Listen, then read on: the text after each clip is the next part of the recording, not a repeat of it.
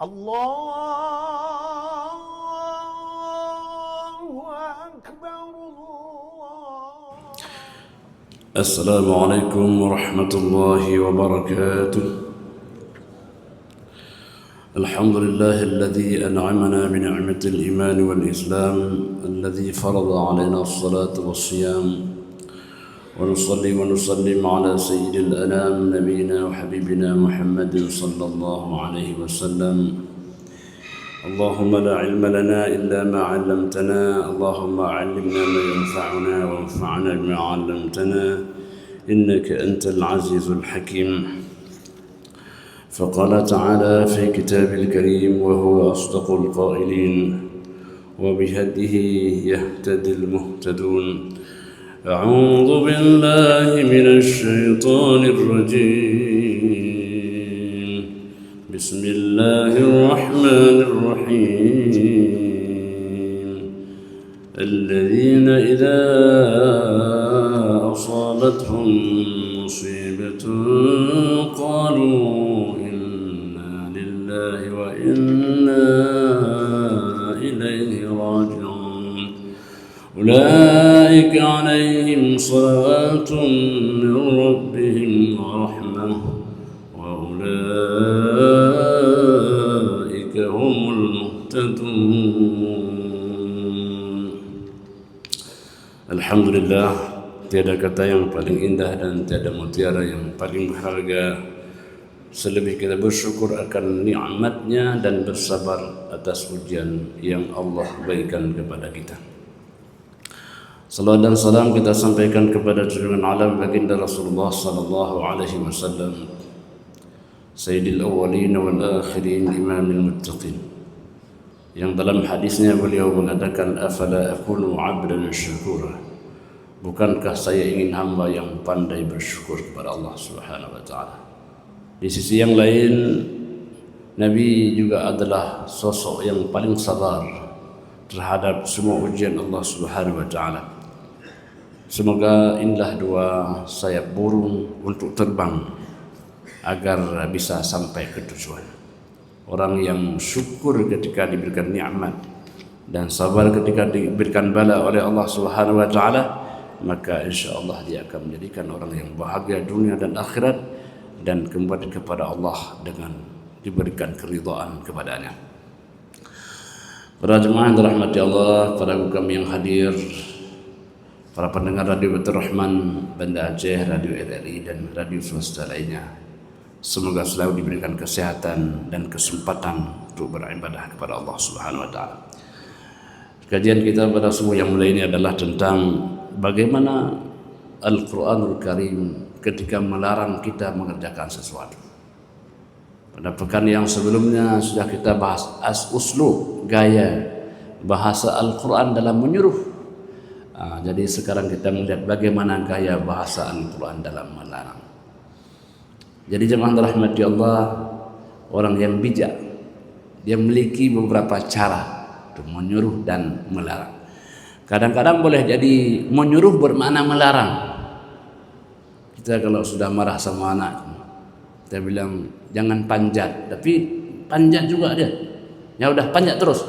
Itu menyuruh tapi bermakna melarang. Jadi oleh karena itu hanya orang-orang yang paham akan uslub inilah yang memaknai ini apa Allah menyuruh atau melarang. Jadi inilah ketinggian bahasa Al-Quran. Jemaah rahmat Allah Subhanahu wa taala, uslub Allah ketika melarang sesuatu. Yang pertama memang uslubnya eksplisit, terus terang. Ini kalau eksplisit itu tentu semua orang bisa paham. Allah mengatakan wa yanha 'anil fahsya'i wal munkari wal baghi, dan dia Allah melarang, langsung kalimahnya melarang dari perbuatan keji, perbuatan mungkar dan al-baghi dan segala bentuk kesesatan. Jadi ini Allah langsung mengatakan kalimahnya sharih, eksplisit, ya, semua bisa memahaminya.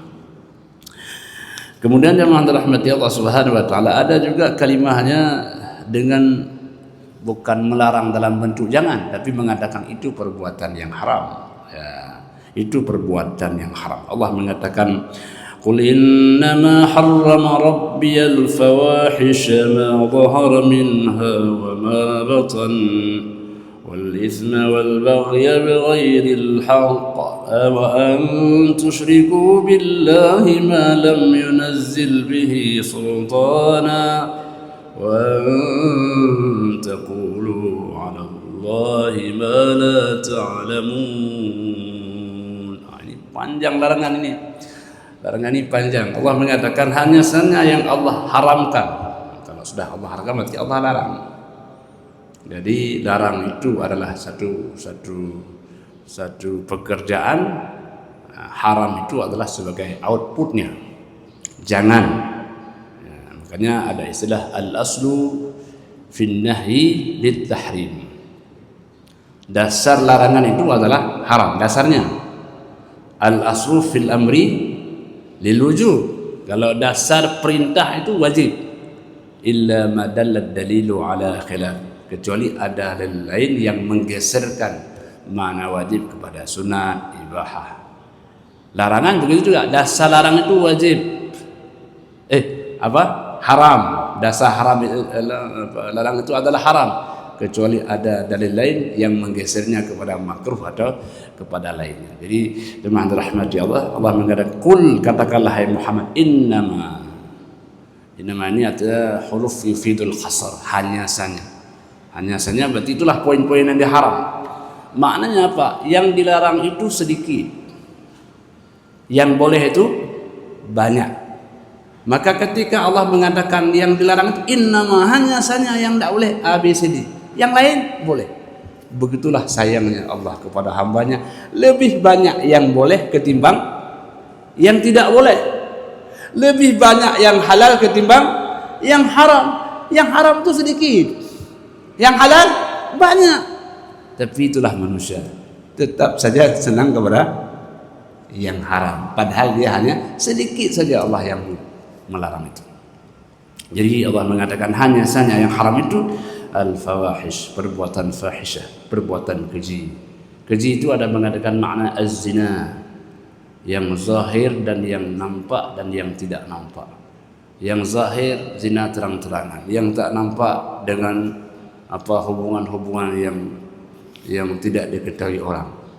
Al-fawahish wa ma dhahara min al-batan wa ma batan wal ithma, perbuatan dosa, wal baghya, dan kesesatan, bighairil haq, itu semua jalur yang tidak benar. Kemudian berikutnya apa? Wa an tusyriku billah, Allah haramkan kepada kalian mensyarikatkan Allah Subhanahu wa taala ma lam yunazzil bihi sultana, sesuatu yang tidak ada otoritas apapun yang membolehkannya. Ya, karena Allah Subhanahu wa taala zat yang Maha Esa. Wa an taqulu 'ala Allahi ma la ta'lamun, dan haram pula engkau mengatakan kepada Allah sesuatu yang kamu tidak mengetahuinya. Karena Allah zat yang Maha Kuasa. Kamu tidak tahu tentang Allah kecuali apa yang diberitahukan, dan Allah tahu tentang kamu segala sesuatu, mulai dari yang luar sampai yang dalam. Maka jemaah rahmati Allah Subhanahu wa taala, inilah poin-poin yang diharamkan oleh Allah Subhanahu wa taala. Jadi ini kalimat jelas. Hurrimat alaikum ummahatukum wa banatukum wa akhawatukum, diharamkan bagi kamu apa iqtida'nya? Diharamkan iqtida'nya kawin. Tidak boleh engkau kawini, diharamkan bagi kamu ibu-ibumu. Jangan dikawin sama ibu. Anak-anak perempuanmu, ya, dan saudari-saudarimu, dan seterusnya disebutkan satu persatu. Jadi ini kalimat haram untuk menunjukkan larangan tapi disebut hukum. Ya, jadi fi'il itu menunjukkan hukum, kadang-kadang langsung disebutkan hukum untuk menunjukkan larangan. Kemudian jemaah rahmati Allah, uslub atau gaya bahasa yang ketiga apa? Allah menyebutkan tidak halal. Jadi kan haram. Ini gaya yang berikutnya, tidak halal. Tidak halal bagimu. Berarti larangan itu tidak halal. Allah mengatakan la yahillu lakum an tarithun nisaa karha, tidak halal bagimu mewarisi perempuan dengan paksaan. Dahulu kalau ada ayah itu punya istri, maksudnya ayah kawin yang lain, kemudian dia punya istri, dan istri itu kemudian dianggap sebagai warisan untuk anaknya ketika ayah meninggal, atau saudara-saudaranya kalau dia kawin meninggal kemudian istri dianggap warisan bagi dia. La yahillu, tidak halal. Itu bukan tarikah, itu bukan warisan. Jadi itu dia mandirah, tidak halal. Jadi pada masa jahiliyah banyak problematika yang sifatnya itu merendahkan perempuan, termasuk mewariskan istri-istri daripada ayahnya, istri daripada saudarinya, sesuatu yang kita bilang ini kok tidak layak. Ya, memang tidak layak. Maka dalam agama dikatakan la yahillu lakum, tidak halal bagimu. Jadi jemaah dirahmati Allah, kaidah-kaidah ini dipahami sebagai larangan. Kemudian Allah juga mengatakan wala yahillu lakum an ta'khudhu mimma ataytumuhunna shay'an illa yakhafa alla yuqima hududallah. Tidak halal bagimu untuk mengambil kembali sesuatu yang telah engkau berikan kepada istri-istrimu. Jadi jemaah rahmatullah, orang sudah berikan mahar kepada istrinya lalu dia ambil kembali, boleh enggak? La yahillu lakum, tidak halal. Jadi pemberian yang merupakan haknya kaum perempuan. Maka ibu-ibu di rumah, ya, kalau dia mendapatkan mahar itu menjadi hak beliau. Kalau suami bilang, Bu, pinjam, harus dikembalikan, kecuali beliau rela. Ini kalau kita tanya ibu-ibu di rumah ini sudah nggak ada lagi maharnya. Kenapa? Sudah direlakan. Kenapa? Karena begitu cintanya istri kepada suaminya. Padahal itu hak beliau, entah 10 mayam, 12 mayam, kan? Hak bukan hak. Dan beliau boleh mengatakan tidak boleh. Bang, tak boleh ni. Boleh tak? Boleh. Tapi karena cintanya beliau belum berikan kepada kita, lalu kita gunakan. Jangan lupa itu adalah kerelaan. Jadi jemaah rahmati Allah Subhanahu wa taala, inilah Allah mengatakan wala yahillu lakum, jangan engkau mengambil kembali. Jadi pemberian itu bukan pada jumlahnya, tapi pada penghargaannya. Penghargaan. Karena manusia itu tak bisa diberi, tapi kita memberikan penghargaan. Ya. Maka jemaah rahmati Allah, Allah mengatakan wa tun nisaa sadaqatihinna nihlah fa in tibna lakum an shay'in minhu nafsan fakuluhu hani'an mari'a. Wa atun nisa, dan berikan kepada kaum perempuan itu, ya, calon-calon istrimu, sadaqatihinna, mahar bagi mereka. Nihlah sebagai pemberian yang penghormatan, penghargaan. Tapi kalau beliau rela kemudian untuk kita nikmati bersama, itu boleh. Kalau tak rela, maka tetap menjadi hak beliau yang harus dijaga, dihargai, dihormati, karena pemberian ini sebagai penghormatan. Jadi makanya orang kalau memberikan sesuatu kepada istrinya itu, ya kan, hadiah, ya, diberikan hadiah, kadang-kadang diberikan apa kita berikan biasanya, ya, berikan emas, perak, itu sebagai penghargaan seorang suami kepada istri. Kenapa penghargaan? Karena ibu-ibu kalau diberikan begitu senang, ya. Senang nggak? Senang. Apalagi kalau berikan banyak lebih senang lagi. Ya. Jemaah rahmati Allah Subhanahu wa taala. Jadi ini disebut adamul hil, tidak halal. Ada juga dalam kalimat nahi.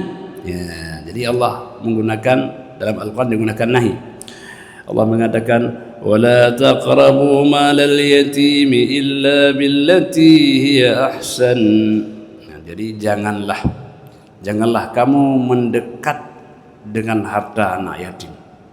Nah, jangan mendekat, haram hukumnya. Nah, kenapa jangan mendekat? Karena harta itu dia sangat sensitif. Awal-awal pegang-pegang, lama-lama pakai-pakai, lama-lama kapan saya pakai? Nah, kan gitu. Nah, maka wala taqrabu, jangan dekat-dekat. Ini harta anak yatim, simpan dia. Enggak apalah kita pakai sebentar. Enggak, karena kalau pakai sebentar akan lama nanti. Kalau udah lama enggak sanggup balik lagi nanti. Nah, maka wala taqrabu. Hal-hal seperti ini Allah mengatakan bukan hanya jangan pakai, jangan dekat. Jangan dekat. Nah, betapa filosofi Al-Quran mengatakan karena manusia kalau dengan harta itu sensitif. Betul ya? Sensitif.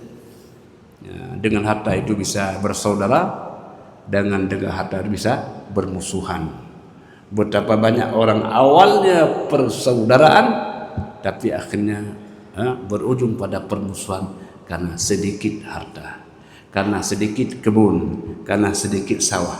Mereka relakan akhirat itu terjual gara-gara sedikit harta ini. Maka dalam Al-Quran zaman rahmatullah bab tentang harta itu panjang-panjang disebut. Kalau kamu berutang maka tulis, itu satu halaman. Ya ayyuhalladzina amanu idza tadayantum bidainin ila ajalin musamman faktubu. Wahai orang beriman, kalau berutang dalam waktu tertentu maka tulislah. Karena banyak orang bermasalah. Awalnya utang baik-baik, ujungnya tidak baik. Banyak kan? Banyak. Nah, maka tulis. Dalam hal harta warisan juga begitu. Allah sebutkan dalam panjang itu. Yusikumullahu fi auladikum lizzakari mithlu haddil unsayain fa in kunna nisaan fawqa ithnatayn falahunna thulutsa ma tarak. Kami telah perintahkan kepada kalian bahwa anak laki-laki itu 2 kali anak perempuan. Panjang. Kenapa demikian? Karena banyak problematika dalam warisan. Bayangkan, warisan itu kan ada hubungan persaudaraan, ada hubungan darah, tapi sanalah muncul permusuhan. Jadi ini yang tidak diinginkan. Maka Allah sebutkan panjang lebar agar adik abang saudara tetap menjadi saudara mulai dari dunia sampai akhirat kelak nanti. Jangan gara-gara harta putus persaudaraan dan saling silaturahim. Abang tidak pernah lagi kunjung adik juga gitu. Bayangkan mereka lahir dari rahim yang sama diputuskan oleh persoalan harta benda. Jangan. Nah, maka Allah Subhanahu memberikan itu pesan-pesan kepada kita, ya, supaya kita menjadi hamba Allah yang saling bersaudara. Hamba Allah yang dimuliakan oleh Allah Subhanahu wa taala. Ini kita kembali tadi. Ya, jadi Allah melarang, ya, wala taqrabu malal yatim illa billati ahsan. Janganlah engkau mendekat harta anak yatim kecuali cara yang baik. Mungkin kita nak investasikan harta itu awalnya 5 juta, setelah invest menjadi 10 juta, kemudian ketika besar dia sudah menjadi 50 juta. Nak, dulu hartamu 5 juta, kemudian pamanmu mengembangkan harta itu dari 5 juta menjadi 50 juta. Nak, ini harta kamu ini. Masya Allah. Jangan sebaliknya, dulu hartamu 50 juta, sekarang jadi 5 juta. Nah, itu yang jangan. Jadi kita kembangkan. Nah, itu boleh. Nah, begitulah cara agar anak-anak yang ayahnya sudah pergi menghadap Allah, dia tetap ada perlindungan pada walinya. Maka fungsi wali adalah sebagai pelindung terhadap mereka yang sudah ketiadaan ayah tempat mereka mengadu. Hamba Allah yang dimuliakan oleh Allah Subhanahu wa taala. Kemudian juga larangan itu dalam bentuk Allah mengatakan tidak baik. Kan kadang-kadang kita bilang, nak kamu tidak baik kalau bergadang malam. Tidak baik itu apa? Larang. Dia harus pahami larangan itu. Jadi kamu tidak baik kalau banyak lalai. Itu maknanya jangan kamu lalai. Bahasa Al-Quran mengatakan tidak baik. Ya, maka Allah mengatakan dalam Al-Quran, "Laisal birra an tuwallu wujuhakum qibala al-masyriq wal maghrib." Tidaklah merupakan satu kebaikan kamu menghadap barat dan timur. Bukan itu kebaikan. Nah, jadi tidak baik, larangan. Menghadaplah Allah Subhanahu wa taala, menghadaplah ke arah kiblat. Nah, jadi ini maknanya tidak baik, tapi artinya adalah jangan. Jadi banyak kata untuk jangan. Orang yang banyak kosa katanya, dia menggunakan variasi-variasi lafaz untuk makna yang sama. Nah, tidak baik, tidak boleh, haram bagimu, jangan. Jadi jangan, selalu kata jangan yang kita pakai. Nah, itu menunjukkan bahwa kita krisis kosakata. Jangan ya, tapi dengan variasi yang berbeda. Karena manusia ini kadang-kadang bosan dia mendengar sesuatu, tapi senang variasinya. Jemaah rahmati Allah Subhanahu wa taala, Allah juga mengatakan, "Laisal birru bi an ta'tul buyuta min zuhuriha." Tidaklah satu kebaikan orang yang datang masuk ke rumahnya lewat atap. Nah, dulu pada masa jahiliyah begitu. Nah, dianggap satu kebaikan orang masuk bukan lewat pintu, lewat atap. Nah, jadi Allah mengatakan jangan. Bukan itu kebaikan. Apa makna kebaikan kau masuk rumah lewat atap padahal ada pintu? Nah, jadi ada pemahaman-pemahaman yang bergeser pada hal-hal yang ma'ruf. Jemaah rahmati Allah Subhanahu wa taala, jadi ini larangan dalam bentuk apa? Tidak. Allah mengatakan bukanlah satu kebaikan. Ada juga perbuatan yang Allah sebutkan bahwa kalau kamu berbuat seperti itu maka kamu berdosa. Nah, berdosa itu mana apa? Allah melarang. Allah mengatakan, "Faman baddalahu ba'da ma sami'ahu fa innama ismuhu 'alal ladzina yubaddiluna." Barang siapa orang yang menggantikan wasiat. Sudah ada wasiat ini, aku wasiatkan kepada kamu, nanti ketika saya sudah tidak ada, ini hendaklah kamu wakafkan, ini hendaklah kamu sedekahkan. Didengar oleh orang yang menerima wasiat. Ya, jadi barang siapa orang yang menggantikannya setelah dia mendengar daripada orang yang mewasiatkannya itu, dia gantikan, akhirnya enggak jadi dia sedekahkan, dia jual dan sebagainya. Maka Allah mengatakan, fa innama ismuhu 'alal ladzina yubaddiluna. Maka dosa itu ditanggung oleh orang yang menggantikannya itu. Orang yang berwasiat sudah ada pahalanya, yang menggantikan itu akan menanggung dosanya. Nah, maka artinya apa? Jangan kamu menggantikan wasiat. Jangan. Dari mana kata jangan, Pak? Ada kata dosa tadi. Kalau kamu gantikan dosa, maka dosa itu semakna dengan jangan. Nah, itu jangan. Jadi begitulah Al-Quran memberikan kita agar berpikir, oh dosa itu berarti jangan kita berbuat. Nah, itu begitu. Kadang-kadang Al-Quran menyebut dengan akibat, kadang-kadang mengawali dengan sebab, kadang-kadang menyebut dengan hukum, kadang-kadang menyebut bukan suatu kebaikan. Ini model-model variasi. Allah tahu manusia ini senang variasi. Jadi ya, kata orang, the variety is spice of life. Ya, variasi itu bumbu kehidupan. Nah, kita lauk pun kan beda-beda ya. Ini pagi ini beda, nanti siang lain lagi, nanti malam lain. Ini kan variasi-variasi ini membuat manusia ini lebih menikmatinya. Nah, jadi jemaah rahmati Allah, demikian menggunakan lafaz, demikian dalam berbicara. Bukan hanya variasi masalah lauk saja, enggak, termasuk cara menyampaikan sesuatu, ada variasinya, ya, agar orang tidak bosan mendengarnya.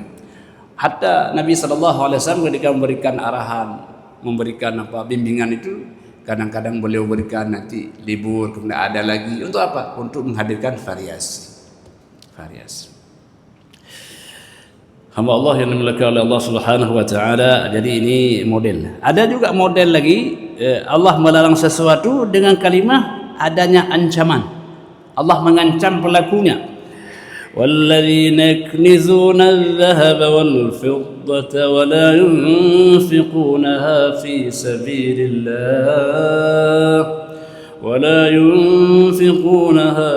سبيل الله فبشرهم بعذاب أليم. Dan orang-orang yang menimbun emas dan perak, menimbun maksudnya dia tidak keluarkan zakat, ya, karena harta itu salah satu kesenangan itu adalah orang menghimpun harta dan menghitungnya. Ya. Allah mengatakan dalam surah yang lain apa itu? Wailul likulli humazatil lumazah alladzi jama'a malan wa 'addada. Kesenangan manusia apa? Menghimpun harta. 1 juta, 2 juta, 3 juta, miliar, 2 miliar. Makan enggak? Makan paling-paling sehari 50.000. Itu untuk kita himpun, Pak. Kemudian jama'a malan wa 'addada. Setelah dia himpun dihitung. Hitung-hitung itu, menghitung harta itu satu kenikmatan. Ini ada 1 juta, ini udah hitung jam 1, jam 2 hitung lagi nih, 2, 3. Jadi rupanya menghitung harta itu kenikmatan juga. Allah mengadakan orang-orang yang hanya menyimpan emas dan perak itu, wala yunfiquna fi sabilillah, dia tidak mau menginfakkannya, tak dia keluarkan zakatnya itu. Allah katakan fabashshirhum bi'adzabin alim, kabarkan kepada dia azab sudah menanti. Azab yang pedih menanti itu larangan, jangan kau timbun-timbun harta, keluarkan infaknya. Jadi ketika Allah mengadakan azab sudah menanti, itu adalah ancaman untuk tidak menimbun-nimbun harta. Jadi ini model tipologi Al-Quran dalam melarang dan menyuruh, agar kita menyadari, oh ya Allah, rupanya menimbun itu bukan tambah baik ya. Menimbun itu sama menimbun api sebenarnya, kalau kita enggak infakkan. Tapi kalau kita infakkan tidak ada masalah. Ajarakallah fima ataita wa baraka laka fima abqaita. Apa yang kau telah berikan, Allah berikan pahalanya. Apa yang sisa di rumahmu, Allah berikan keberkahannya. Jadi orang yang menginfakkan harta itu didoakan depan belakang. Yang kau beri diberikan pahala, yang sisa akan diberikan keberkahannya. Kira-kira yang diberi dengan sisa mana lebih banyak? Kita sedekah nih, mana lebih banyak yang tinggal dengan yang kita beri? Oh, banyak yang kita simpan, Pak. Ya, enggak apa-apa. Tetap didoakan keberkahannya walaupun lebih banyak. Yang penting kau sudah beri, karena memberi adalah menjadi satu keberkahan tersendiri. Jemaah rahmatullah, demikianlah beberapa poin terkait tentang bagaimana model tipologi Al-Quran dalam menyuruh dan melarang kita. Gaya bahasa Al-Quran menarik dengan cara yang berbeda-beda agar manusia bisa menikmati bacaannya, memahami hukumnya, dan mengamalkan dalam kehidupannya. Maka enak kita mendengarnya, mudah kita pahaminya, dan insya Allah juga mudah kita akan mengamalkannya. Demikianlah apa yang dapat kami sampaikan. Hanya kepada Allah sajalah kita akan kembali. Hadanallahu wa iyyakum ajma'in. Wassalamualaikum warahmatullahi wabarakatuh.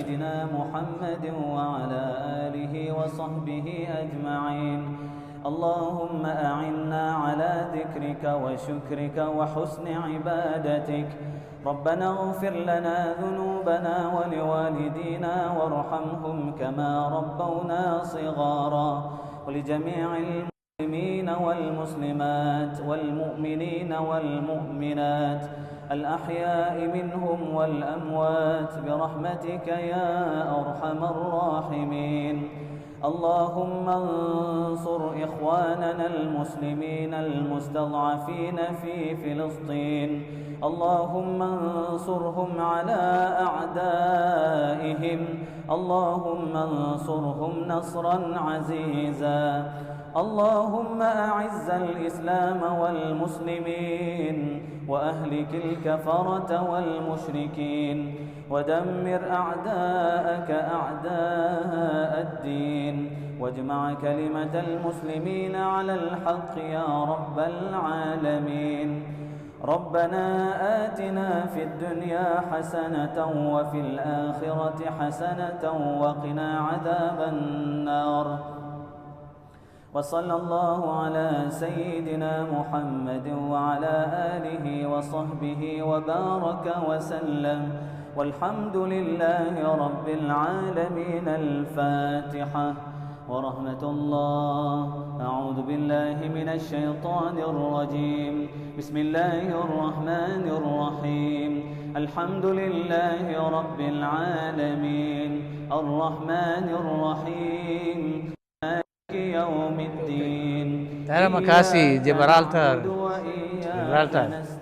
Terima kasih. اهدنا الصراط المستقيم صراط الذين